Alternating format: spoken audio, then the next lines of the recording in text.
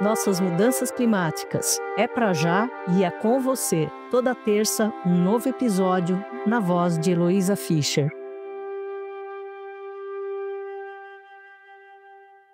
Olá, aqui é Heloísa. Chegamos à metade da série Pequenas Grandes Mudanças. Esse é o 6º episódio.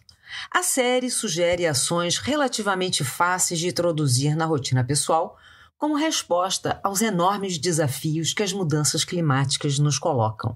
Ações que ajudam a repensar e, quem sabe, abandonar hábitos nocivos para nos protegermos de danos ainda maiores. Eu já falei sobre energia, transportes, alimentação, conservação de áreas verdes e consumo de água. O tema de hoje é o plástico. Como a gente se livra de tanto plástico na vida? Eu vou propor 11 ações que ajudam, pelo menos minimamente, a reduzir a presença do produto mais onipresente do mundo. A gente usa plástico o dia inteiro. No travesseiro, na escova de dente, no computador, no eletrodoméstico, nos produtos eletrônicos, no carro, no telefone, embalagem de comida, bebida, produtos de limpeza, produtos de beleza, na composição de cosméticos.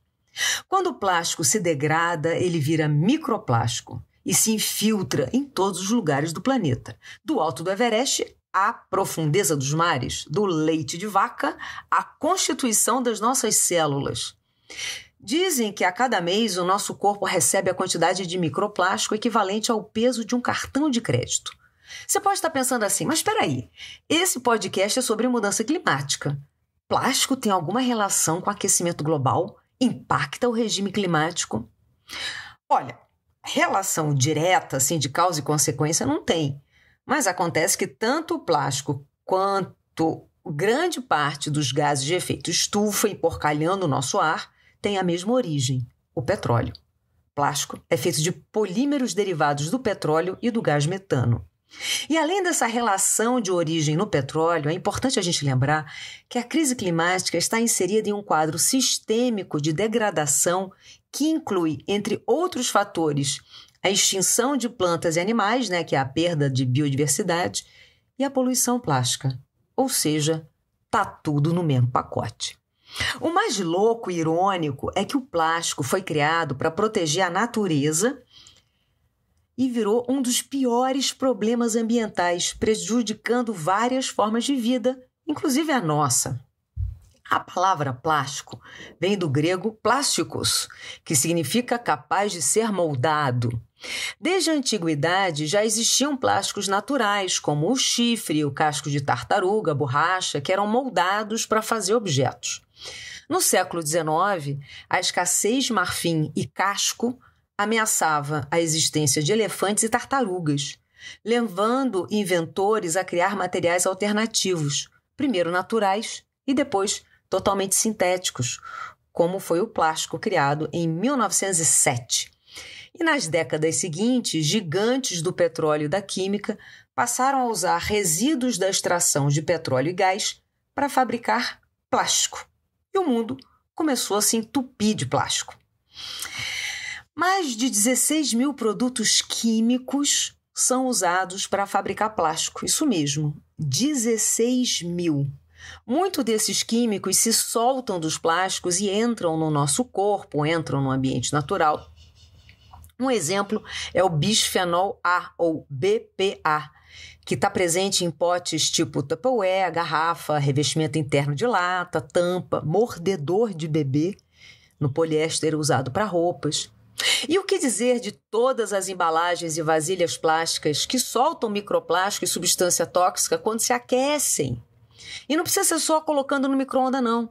Também quando pegam calor ao longo da vida do produto, tipo no transporte ou quando são armazenados ao sol.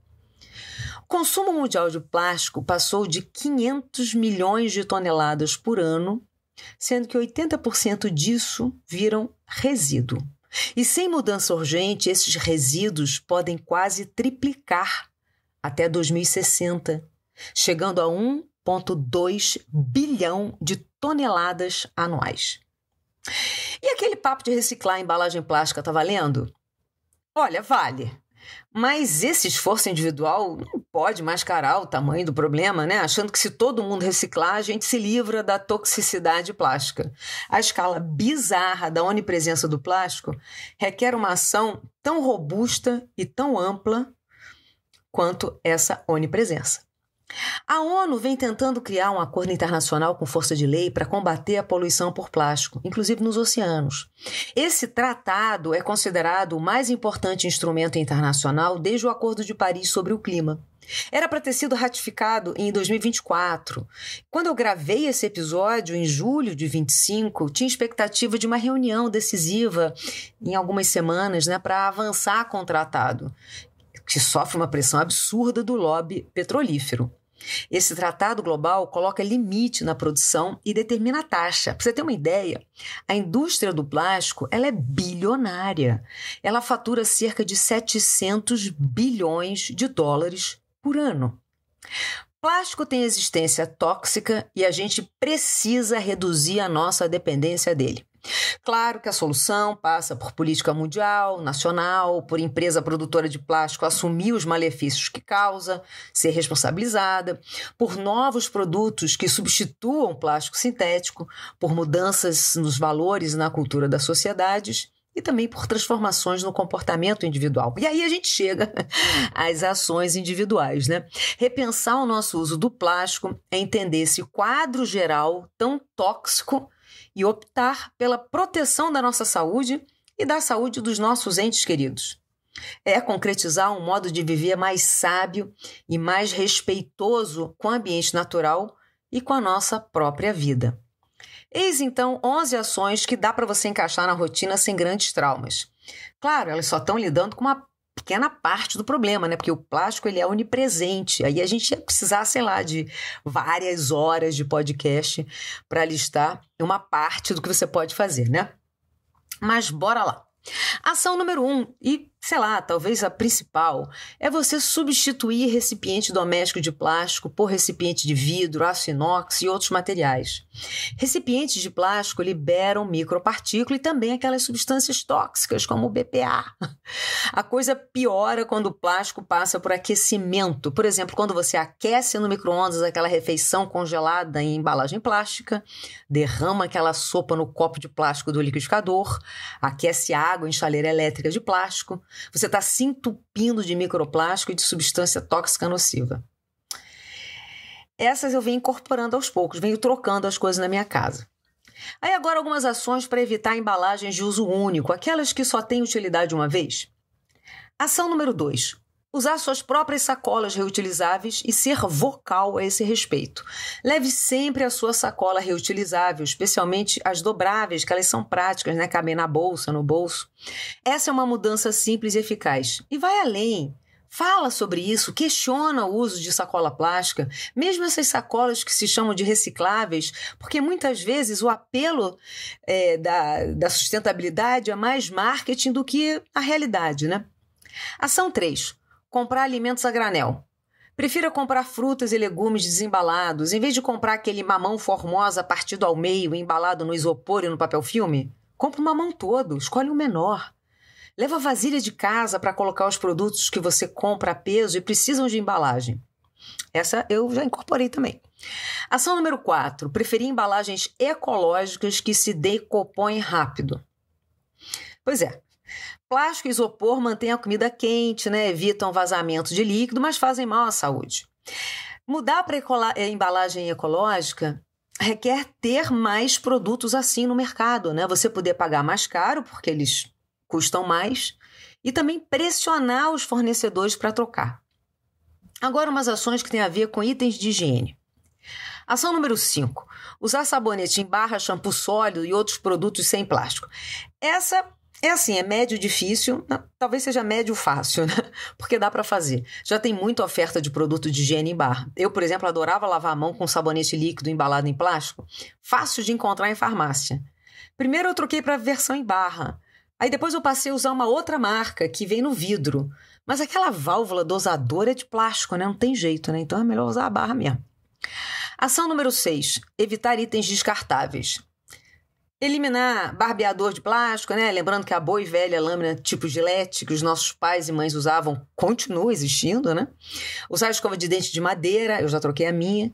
E em hotel, só usar aquelas embalagens pequenas em último caso, né? E agora, por fim, algumas ações relacionadas à bebida e comida. Ação 7.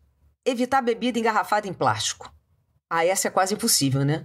Mas sempre que der, prefira as embalagens de vidro. Imagina aquela garrafa PET de mate, o quanto ela já sofreu com calor até chegar na sua geladeira. Plástico exposto ao calor solta substância tóxica à saúde. Ação 8. Usar garrafa de água reutilizável ou então levar uma caneca ou um copo para o escritório. Essa já é clássica, né? É bom evitar só que a sua garrafinha seja de plástico, né? Ou então contenha derivados do plástico. Ação 9. Preferir chá feito com folhas soltas. Atenção, bebedoras e bebedores de chá. O saquinho pode conter material plástico que se solta na água quente. O problema é que os rótulos só costumam trazer os ingredientes da mistura do chá e não os ingredientes que compõem o saquinho. Como bebedora, quanto mais de chá preto, eu ainda bebo muito plástico, porque ainda não achei uma marca de folha solta que me agrade o paladar. Ação 10. Parar de usar canudo de plástico. Vários bares e restaurantes já oferecem canudos que são compostáveis, mas ainda é minoria. Vale a pena ou você evitar usar canudo, né? Tomar no copo mesmo, ou então levar o seu canudo de metal. Essa do canudo de metal eu não adotei ainda não. O que eu tenho feito é não usar mesmo canudo. Devo dizer para você que quando eu tomo uma caipirinha, eu sinto falta do canudinho. Ação 11. Carregar os seus próprios talheres. Existem kits de talher pequeno para acampamento que são feitos de materiais como madeira ou então aço inoxidável.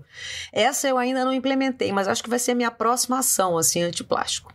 Bem, por hoje a gente fica por aqui. Espero que você se livre o quanto antes e o máximo possível do plástico na sua vida, porque isso é um ato de proteção e cuidado consigo mesma e com seus entes queridos. O projeto Nossas Mudanças Climáticas tem esse podcast semanal e também encontros mensais. Os encontros são a oportunidade de você conhecer outras pessoas que também se preocupam com os impactos da crise climática, querem dialogar e trocar experiências sobre mudanças na vida. Para receber avisos de novos episódios do podcast e novos encontros, basta você cadastrar o seu e-mail no nosso site, nossasmudançasclimáticas.com.br. Foi ótimo passar esses minutos com você. Espero te rever em breve. Até!